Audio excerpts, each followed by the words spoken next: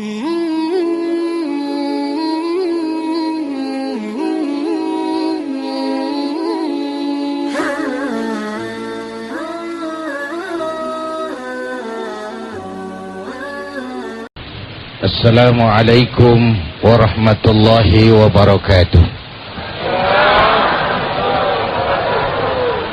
Bapak, Ibu, dan pemirsa TV di seluruh tanah air, kemarin kita memperingati 65 tahun Indonesia Merdeka. Indonesia Merdeka ini bukan hadiahnya Belanda, ya Bu? Apa? Bukan hadiahnya Belanda. Indonesia Merdeka ini keringat, air mata, darah, dan nyawa dari orang-orang tua kita yang kadang mereka tidak sempat menikmati kemerdekaan ini. Untuk kita, mereka berurai air mata. Untuk kita, mereka mengalirkan keringat dan darah.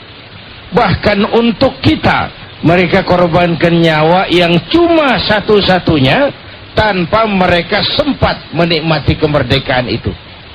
Ini ada remaja pemuda nih, pernah minum air kelapa? Pernah nanam pohon kelapa? Nah, jangan lupa itu. Kalau sekarang kita bisa minum air kelapa, itu karena orang-orang tua kita sudah menanam pohon kelapa. Kalau sekarang kita menikmati indahnya udara merdeka, itu karena orang-orang tua kita, air mata, darah, dan nyawa.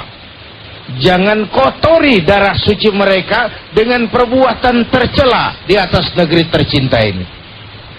Yang mau saya sampaikan adalah, pertama, berjuang merebut kemerdekaan tidak gampang, dan mengisinya juga bukan hal yang mudah. Jelas? Jelas? Berjuang merebut kemerdekaan, tapi mengisi dan mempertahankannya juga bukan urusan mudah. Dulu orang-orang tua kita berjuang melawan Belanda, senjatanya apa? Bambu runcing. Jenderal Mohan, bambu runcing kok merdeka ngelawan tank. Nggak nempel kalau orang Kalideres kata, bambu runcing ngelawan tank. Bambu runcing ngelawan, iya kalau meriam Belina. Meriam Belanda. Itu sebabnya para pendiri negara kita dengan jujur mencantumkan dalam mukaddimah Undang-Undang Dasar 45 kalimat yang berbunyi, dengan rahmat Allah yang Maha Kuasa. Ada nggak tuh pembukaan Undang-Undang Dasar? Ada. Pokoknya berapa baca juga ada aja udah kata. Ya lancar urusan.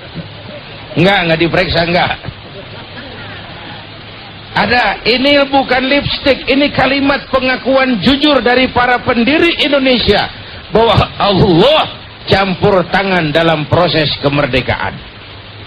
Kalau begitu, dulu iman untuk merebut kemerdekaan, sekarang iman untuk mengisi kemerdekaan, agar kita sebagai bangsa jangan tercabut dari akar budaya kita. Itu dulu yang pertama. Yang kedua, kemerdekaan itu harus jadi jembatan emas yang mengantarkan rakyat menuju kehidupan yang lebih sejahtera. Ini janji kemerdekaan. Ini janji kemerdekaan.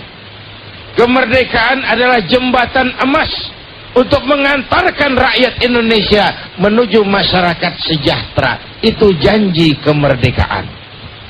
Nah, tugas kita sekarang ini memeratakan kesejahteraan. Saya salut dengan ajakan Presiden mengajak para ulama berjuang memperbaiki akhlak bangsa. Karena apa? Salah satu faktor yang menghambat munculnya kesejahteraan yang merata itu karena sebagian anak-anak bangsa lebih menjadi penikmat kemerdekaan, bukan pengisi kemerdekaan. Berjuang nggak ikut, ngisi oga, hanya jadi penikmat kemerdekaan. Rusak mentalnya, rusak akhlaknya. Masih banyak para pelaksana pemerintahan di negeri kita yang potongannya potongan manusia tapi akhlaknya akhlak monyet. Ini harus diperbaiki. Monyet tahu monyet? Masih ada hubungan keluarga enggak?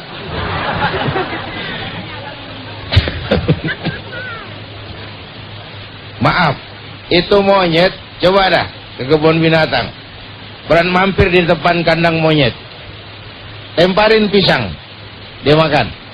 Penuh nih mulutnya nih, lemparin lagi, tangannya nyekel. Mulut penuh, tangan megang itu. Lemparin lagi, kakinya megang. Kaki megang, tangan megang, mulut penuh. Teman sebelahnya dikasih, dirampas juga. Monyet. Kapan masyarakat sejahtera mau terwujud kalau monyet-monyet masih pada gentayangan? Nggak pantas. 65 tahun Indonesia merdeka masih bicara soal kemiskinan. Negara kita ini besar dan sumber daya alamnya kaya, tapi 65 tahun merdeka kita masih berkutat dengan masalah kemiskinan, kebodohan, keterbelakangan. Sehingga demokrasi kita pun kalau ditegakkan di atas kemiskinan dan kebodohan, labil hasilnya. Paingan. Paingan itu apa? Pantesan lah sepoho di aik mah nih. Ini memperbaiki akhlak agar kemakmuran bisa merata. Jangan hanya dimiliki oleh sekelompok saja. Ini kemerdekaan perjuangan bersama, keringat, darah, air mata bersama. Maka kemakmuran harus dinikmati juga secara bersama. Sekarang apalagi mau lebaran begini, karcis sudah pada habis. Ya, di Kalimantan Selatan cabai 100.000 per hari ini, 100.000. Yang turun cuman harga diri. Kalau yang lain-lain naik semua tuh, yang turun cuman harga diri. Ya blay, ngambrak nih, murah nih. Lalu kan pembina pada lo. Yang turun cuman harga diri. Dalam pada itulah maka tema berbagi mumpung bulan Ramadan itu jadi penting. Berbagi. Ini kan ngajak anak berenang, bawa ke kolam. Nggak bisa teori doang. Gaya dada begini, gaya kupu-kupu begini, gaya bebas begini. Ke air kagak pernah. Itu sekali terjun gaya batu tuh. Tenggelam terus kan, nimbul-nimbul. Nggak bisa bicara berbagi kesejahteraan yatim cuma lewat seminar, simposium, dibacakan makalah di hotel berbintang 5 yang pidato orang kenyang semua. Dari mana kepekaan mau tumbuh? Ini puasa direct, rasakan aja tuh lapar tuh. Enak nggak? Kalau nggak tahu lapar nggak enak, laparmu sebentar, maghrib datang lapar hilang, haus lenyap. Saudara-saudaramu yang terkapar di kolong-kolong jembatan, yatim piatu yang merintih kelaparan, orang-orang jompo yang tiap hari tersungkur seperti itu, janda-janda tua, lu muda mulu urusannya, janda-janda tua. Kalau yang muda mau udah banyak aja penyantunnya dah. Dari situ timbullah kepekaan. Kepekaan melahirkan kepedulian, dan kepedulian membangun kebersamaan. Sehingga Nabi jadikan taruhan, ana wa kafilul yatim kahataini yaumal qiyamah. Aku dan orang yang mau nanggung beban anak yatim seperti dua jari ini di akhirat nanti. Kalau di akhirat ingin dekat dengan Nabi, di dunia dekatlah dengan yatim. Bapak, Ibu, dan pemirsa TV One, saya lanjutkan kembali tentang kepedulian. Ana wa kafilul yatim kahataini yaumal qiyamah. Aku dan orang yang mau menanggung beban anak-anak yatim seperti dua jari ini di akhirat. Kalau ingin di akhirat dekat dengan Nabi, maka di dunia dekatlah dengan yatim. Bu,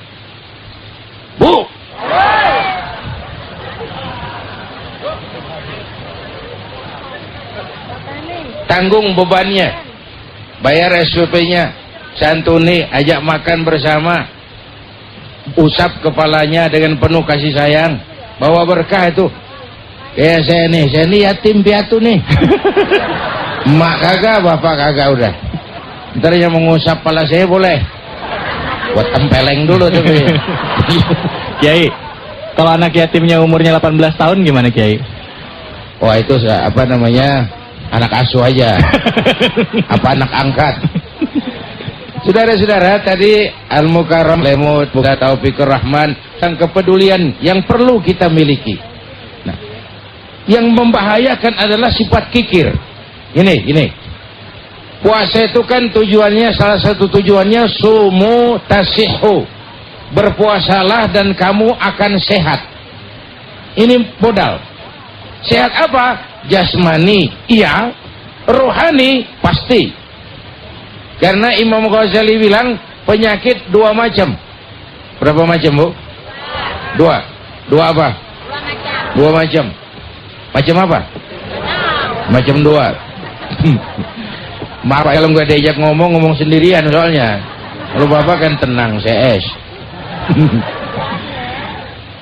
Penyakit itu dua macam. Pertama penyakit zahir, yang kedua penyakit batin. Apa bedanya? Pertama, kalau penyakit zahir, yang punya penyakit lebih tahu dari orang lain. Tapi aneh, kalau penyakit batin, orang lain sering lebih tahu dari yang punya. Yang punya kagak ngeh. Yang punya nggak tahu, orang lain yang tahu. Ginjal, tumor, darah tinggi, darah rendah, itu semua penyakit zahir. Sombong, ujub, kikir, pelit, medit, koret, buntut gasiran. Ada lagi nggak? Kutilang pantat kuning. Itu namanya penyakit-penyakit batin. Nih, saya punya penyakit jantung misalnya, saya tahu itu penyakit saya, temen kagak tahu ini penyakit zahir. Datang main kagetin aja, lepek, mampus. Tapi kalau penyakit batin, yang punya penyakit nggak tahu, kadang-kadang orang lain yang tahu. Kalau kita sombong, orang lain yang tahu tuh. Kita hasud, orang lain yang nilai tuh. Kita pelit, orang lain. Kita kadang-kadang berasa aman aja. Ayo, suka nggak sama orang pelit? Enggak, walaupun kita juga kadang-kadang pelit. Tapi kita kagak suka sama pelit. Yang kedua, penyakit zahir banyak dokternya. Penyakit batin, dokternya hanya agama dan kemauan yang kuat dari yang punya penyakit untuk sembuh. Yang ketiga yang paling dahsyat, yang ketiga, penyakit zahir hanya merusak dunia. Penyakit batin merusak dunia, menghancurkan akhirat. Contoh, orang kalau punya penyakit kanker, paling-paling mati, itu doang. Nggak ada di akhirat. Penduduk neraka ditanya, kenapa kamu masuk neraka? Tumor, Pak. Nggak ada itu. Itu penyakit zahir, hanya merusak dunia. Penyakit batin merusak dunia, menghancurkan akhirat. Kira itu. Silakan. Ya, terima kasih Kiai Haji Zainuddin MZ. Pastinya ibu-ibu, bapak-bapak udah banyak mendengar tema kita kali ini. Silakan, siapa yang mau bertanya? Ya, Pak, nama dan langsung pertanyaannya, Pak. Tolong berdiri, Pak. Ya. Assalamualaikum warahmatullahi wabarakatuh. Waalaikumsalam warahmatullahi wabarakatuh. Nama saya Maurib Rahman dari Karang Taruna, Jakarta Barat. Ya. Pak Kiai, mau bertanya Pak Kiai ini. Saya sepakat ketika Pak Kiai mengatakan orang beramal tidak akan mengurangi harta seseorang yang beramal tersebut. Nah, cuman persoalannya ketika kita beramal, kita himpun harta itu dari jalan yang haram. Udah lama nih terhimpun banyak, kemudian kita sedekahkan harta itu. Kita agak rebeng-rebeng nih hukumnya karena udah lama. Gimana Pak Kiai hukumnya? Yang kedua, saya ingin bertanya nih. Yang kedua nih, standar keikhlasan Pak Kiai. Standar keikhlasan untuk kita beramal. Mungkin itu saja dari kami. Terima kasih. Assalamualaikum warahmatullahi wabarakatuh. Waalaikumsalam warahmatullahi wabarakatuh. Tadi bapak-bapaknya udah, silakan ibu-ibunya. Silakan ibu, siapa yang mau bertanya? Ya. Ya. Nama dan langsung pertanyaannya singkat ya, Bu. Assalamualaikum warahmatullahi wabarakatuh. Waalaikumsalam warahmatullahi wabarakatuh. Nama saya Haja Maimunah dari Kudaksuma, Ya. Kudangiso, Jakarta Barat. Yang ingin saya tanyakan Bapak Kiai, bagaimana hukumnya bagi seorang yang hidupnya berkecukupan, tapi mereka masih mau menerima bantuan? Lalu bagaimana bagi seorang yang hidupnya berkecukupan dan kaya, tapi dia hanya berzakat tapi tidak bersedekah? Ya. Bisa jadi. Kiranya cukup sekian. Burung Irian Burung Cendrawasih, cukup sekian, terima kasih. Iya. Assalamualaikum warahmatullahi wabarakatuh. Waalaikumsalam warahmatullahi. Pakai pantun segala sih Ibu. Silakan Kiai. Ya. Tercepat ikan gabus, lebih cepat lebih bagus. Pokoknya lo jual gue beli. Oke, yang pertama, mudah-mudahan bukan berdasarkan pengalaman pribadi. Begini, harta itu beda dengan yang lain. Kalau yang lain pertanyaan akhirat cuma satu. Ilmumu kau amalkan untuk apa? Umurmu kau habiskan di mana? Tapi kalau harta, hartamu kau dapat dari mana? Kau belanjakan kemana? Depan belakang. Sekarang, harta yang didapat mutlak dari sesuatu yang haram tidak bisa dibersihkan dengan zakat. Mutlak. Tapi kalau bercampur, nah ini beda tuh. Kalau bercampur dengan yang haram, itu yang bisa zakku amwalakum bizzakah. Bersihkan hartamu dengan zakat. Kalau dia bercampur, kena yang haram-haram dikit gitu loh, nyerempet-nyerempet. Nah itu yang bisa dibersihkan. Tapi kalau mutlak dari jalan haram, nggak bisa dibersihkan. Kita bisa nyuci kain kotor, tapi nyuci kotorannya nggak bisa kan? Kotoran bagaimana mau dicuci? Kotoran. Udah kotoran nggak mungkin dicuci. Kalau kain kena kotoran bisa dicuci, tapi kotoran nggak bisa dicuci. Boleh nggak disedekahin Kiai? Boleh nggak duitnya itu kita kasih misalnya untuk pembangunan jalan atau pembangunan masjid atau apa? Boleh. Boleh. Boleh. Oh. Boleh. Saudara-saudara, untuk kemaslahatan umum ya. Yang kedua tadi apa pertanyaannya? Standar ikhlas. Ya. Saudara-saudara, kata Imam Ibnu Hajar, ikhlas itu bertingkat. Sholat misalnya, pada tingkatan yang paling awam, asal waktu dekat kepada Allah, dia sudah termasuk ikhlas pada tingkatan pertama. Itu menurut Imam Ibnu Hajar. Tapi untuk total dalam keseluruhan sholat ingat kepada Allah, perlu ada tahapan. Riyadhah, latihan, setahap demi setahap, mulai dari yang pertama dulu. Bangunan setinggi apapun dimulai dari lantai dasar. Jadi asal waktu takbiratul ihram konsentrasi penuh ingat kepada Allah, dia sudah mencapai tingkat ikhlas yang paling awam, tingkatan dasar. Tapi untuk berkembang perlu latihan, perlu riyadhah dan seterusnya. Itu dalam ibadah. Dalam beramal ya tanpa pamrih, tentu tapi versinya versi ikhlas, versi malaikat. Jangan orang apa diserang. Saudara begini, saudara minta orang ngajarin anaknya belajar baca Quran. Ustadz diundang ke rumah. Lalu saudara berpikir, ini Ustadz ikhlas nih, ya dikasih apa? Itu pemikiran yang terbalik. Soal ikhlas itu urusan si Ustadz sama Allah. Tapi urusan saudara sama Ustadz itu urusan jasa. Jelas maksud saya? Jelas. Berpikirlah secara profesional, jangan mikirin keikhlasan orang. Pikirin kita ini hutang jasa sama seseorang itu yang saya, kalau sudah dari sisi Ustaz sendiri ikhlas tuh maaf. Contohnya sering vulgar, kasar tapi mendekati. Orang ikhlas dalam berbuat itu maaf kayak orang buang air besar. Coba ibu-ibu tanyakan dia masing-masing, kalau pagi buang air besar ikhlas nggak? Pernah ditengok-tengok? Pernah ngarepin balik lagi? Nggak bakalan, ikhlas bener udah. Ikhlas bener. Terakhir tadi ibu kita ya, tadi bicara Pak, kalau misalnya orang ini dalam keadaan mampu, dia menerima sodako, itu gimana? Ya. Orang yang keadaannya mampu tapi masih menerima sodako, lihat dulu persoalannya Bu. Kalau sodako itu dia gunakan untuk sesuatu yang memang juga nanti dia di luar kemampuannya. Saya misalnya untuk hidup sehari-hari saya mampu, menafkahi anak istri saya mampu, tapi saya punya masjid, saya punya pesantren, saya punya anak-anak yatim, saya punya berbagai majelis taklim, saya menghidupi berbagai yayasan. Maka orang seperti saya perlu dibantu bukan untuk pribadinya, untuk perjuangannya. Jelas Ibu? Oke. Yang kedua, segala sesuatu itu tergantung latihannya. Mau bisa nyanyi, latihan nyanyi. Mau bisa tinju, latihan tinju. Mau jadi orang kaya, sering-sering latihan kaya. Latihan kaya tuh latihan ngasih. Latihan ngasih.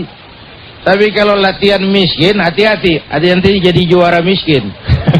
Latihan miskin, punya masih minta, itu latihan miskin namanya. Lain kalau dikasih, ini minta. Kalau dikasih kan rezeki. Dia tukang rokok nih, bawa rokok dia.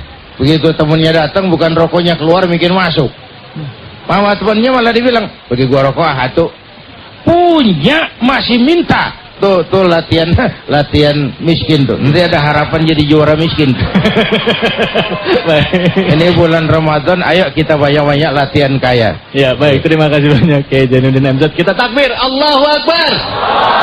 Subhanallah, mudah-mudahan apa yang disampaikan tadi bermanfaat untuk kita semua ya. Jangan kemana-mana, setelah ini nanti kita akan berdoa bersama dan juga nanti kita akan dengarkan kesimpulannya. Tetaplah di Tabligh Akbar Ramadan 1431 Hijriah.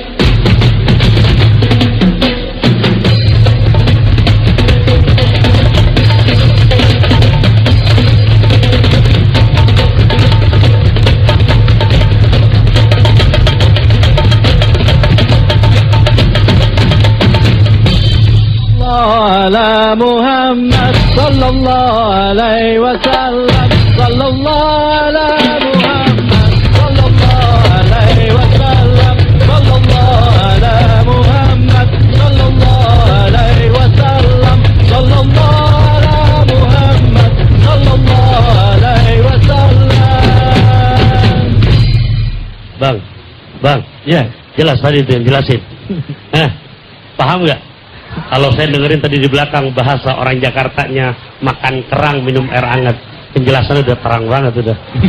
Nah ini menambahkan lagi, makanya Syekh Az-Zurnuji lewat Ta'limul Muta'allim mengutip bahasanya Rasulullah sallallahu alaihi wasallam.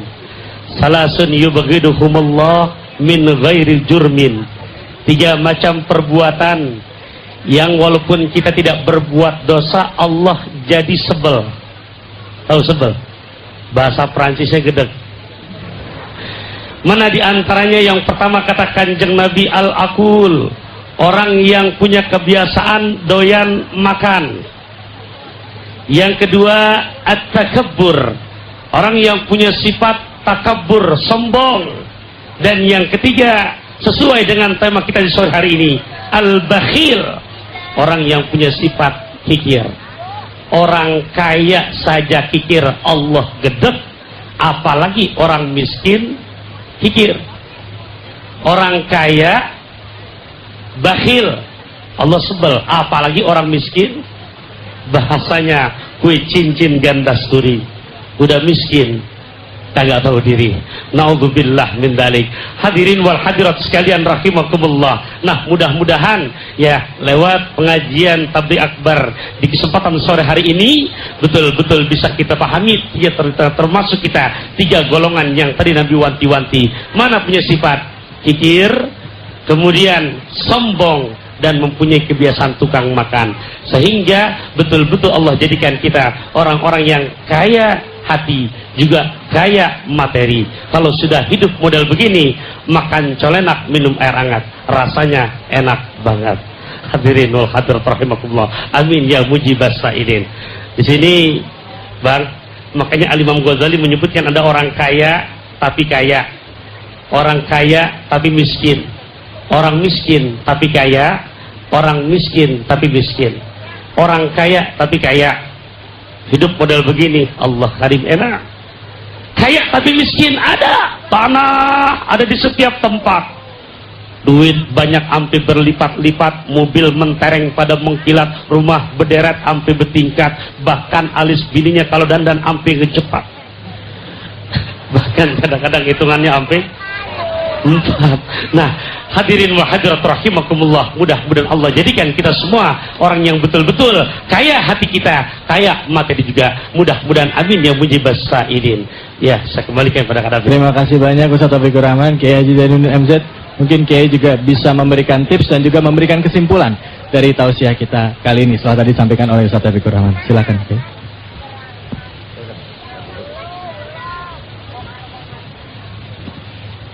Baik Bapak Ibu hadirin dan pemirsa TV One, Ustaz Taufikur Rahman bicara tentang yang dibenci Allah. Sekarang saya balik, yang dicintai Allah. Mau nggak? 3 orang. Mau nggak dicintai Allah? 11. Mau nggak dicintain Allah? Ada 3 orang yang dicintai itu. Pertama, ahlas sakha. Aku cinta orang yang pemurah, orang yang suka nolong. Sakit perutnya kalau nggak bisa nolongin orang, bahagia dengan membahagiakan orang lain. Aku cinta orang yang pemurah, tapi aku lebih cinta orang miskin yang pemurah. Kalau orang kaya pemurah, Allah cinta, tapi kan pantas. Kaya, miskin pemurah, itu luar biasa. Orang kaya sedekah 5.000, yang miskin sedekah 5.000, sama 5.000-nya, tapi beda pahalanya. Kenapa? Buat si kaya 5.000 apalah itu, buat si miskin dia pasti peras keringat, banting tulang, tapi dia berani seperti beraninya yang kaya. Itu yang dinilai Allah. Satu. Yang kedua, aku cinta orang-orang yang taubat, tapi aku lebih cinta anak muda yang mau taubat. Orang tua taubat, Allah cinta, tapi kan pantas. Iya, emang udah kudunya itu. Wayahna eta malah. Waduh, itu orang tahajud tiap minggu, sedekahnya, istighfarnya ribuan kali. Umur berapa? 70. Lah pantas itu mah. Masa 70 tahun menggrib masih insot aja di perapatan. Mau kemana? Aku cinta orang yang taubat, tapi aku lebih cinta anak muda yang mau taubat. Saudara-saudara, yang ketiga, aku cinta orang yang rendah hati, tapi aku lebih cinta orang kaya yang rendah hati. Orang miskin nggak sombong, Allah demen. Orang kaya nggak sombong, Allah lebih demen. Kenapa? Kalau orang miskin kagak sombong mah udah pantas aja udah. Ya, apaan yang lu mau sombongin? Tapi kalau ada orang kaya, kata Ustaz Taufik tadi, apa aja punya, tanah di mana-mana, apartemen punya, kebun luas, punya kontrakan laut, saking kayanya, punya kontrakan laut. Orang kaya seperti itu pemurah, pantas. Orang seperti itu sombong, Allah nggak demen, tapi kan orang pantesin, pantas aja dia sombong, apa aja punya, gitu. Masih ada yang mantasin juga. Lo udah miskin sombong, yang lu sombongin apaan, Paul? Jadi alhasil ini bulan berbagi. Ayo kita temukan kegemaran bahagia, membahagiakan orang lain. Ringan tangan memberikan pertolongan kepada yang memang memerlukan pertolongan. Jika ini tambahan dari saya.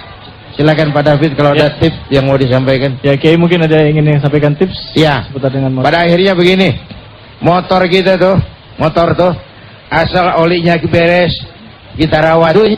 Ya, motor aja kena filsafat timbal balik tuh. Tapi kalau dipakai doang kayak dirawatin, dengan adat mulu juga pantas. Ya, ini bapak-bapak, kadang-kadang kan kita sayangan bini, sayangan motor sama bini. Motor mah habis dipakai dilapin. Bini mah apa? Ngelap sendiri. Astagfirullah. Ngaku nih jujur nih. Artinya dalam hidup ini kalau karunia Allah kita kembalikan ke jalannya, licin tuh, bagus, sehat, muter, rolling. Kalau karunia Allah kita kembalikan ke jalannya, rezeki yang diberikan Allah kita belanjain di jalannya, bantu masjid, bangun rumah sakit, bela yatim, santuni yang lemah, rolling tuh, sehat. Dia akan melahirkan feedback yang berlimpah. Ini makna la in syakartum la azidannakum wa la in kafartum inna adzabi lasyadid. Mensyukuri ada, menggunakan nikmat sesuai dengan kehendak yang memberinya. Ya. Alhamdulillah, terima kasih banyak ya Haji. Mudah-mudahan sehari bermanfaat. Ntar kita dilanjutkan dengan doa bersama. Dan buat Anda pemirsa ya, besok Anda bisa datang ya ke Bekasi dalam di Masjid At-Taqwa, insyaallah acara Tabligh Akbar Ramadan 1431 Hijriah akan diadakan di Pondok Pesantren At-Taqwa Babelan Bekasi. Silakan Anda bisa datang ke sana, dan juga seperti biasa jamnya adalah secara langsung dari pukul 4 sampai pukul 5:30 sore waktu Indonesia Barat. Ya, saya David Halik undur diri. Mudah-mudahan yang disampaikan ini bermanfaat dan senantiasa hati kita dilembutkan untuk berbagi dengan saudara-saudara kita yang saat ini benar-benar membutuhkan bantuan kita. Assalamualaikum warahmatullahi wabarakatuh. Kita akan berdoa bersama dipimpin dengan Kiai Haji Hamzah. Bismillahirrahmanirrahim. Alhamdulillah rabbil alamin. Shalli wa sallim wa barik ala sayyidina Muhammadin wa sahbihi ajmain. Amin. Allahumma ya Allah, dengan sepenuh perasaan dan pengharapan dalam segala tahan, kami bermohon kehadirat-Mu ya Allah. Jadikan kami hamba-hamba-Mu yang pandai mensyukuri nikmat yang Engkau berikan kepada kami. Dan menggunakan nikmat itu sesuai dengan kehendak-Mu. Ya Allah, jangan jadikan kami orang-orang yang ingkar terhadap nikmat-Mu sehingga nikmat itu berubah menjadi bencana buat kami. Ya Allah, ampuni dosa kami, dosa ibu bapak kami, dosa saudara-saudara kami umat Islam. Berikan kami hati yang lembut, yang mau berbagi untuk kepentingan sesama. Karuniakan kepada kami rakyat dan bangsa Indonesia pemimpin-pemimpin yang takut kepadamu dan sayang kepada kami. Berikan mereka kekuatan zahir dan batin untuk dapat membawa kami rakyat dan bangsa Indonesia keluar dari kesulitan ini, menapak menuju hari esok yang lebih baik dan lebih pasti. Rabbana atina fid dunya hasanah wa fil akhirati hasanah wa qina adzabannar. Sayyidina Muhammad wa ala alihi wa sahbihi ajmain. Ana rabbika rabbil izzati amma yasifun. Salamun alal mursalin walhamdulillahi rabbil alamin.